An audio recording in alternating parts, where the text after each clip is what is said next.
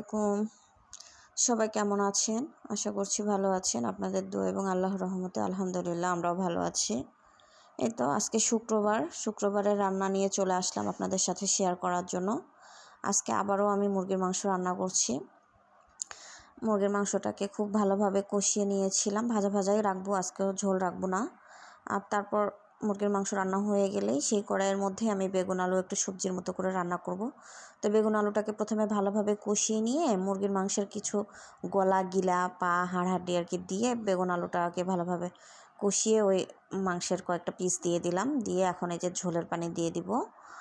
তো এভাবে আমি প্রায়ই সবজি রান্না করি। মাংসের যদি রান্না করা হয়ে যায় তখন ওই কড়াইয়ের মধ্যে মাংসের কিছু হাড় তুলে রেখে এভাবে আর কি সবজিটা করে ফেলি। তো আমার মতো কে এভাবে সবজি রান্না করেন অবশ্যই জানাবেন।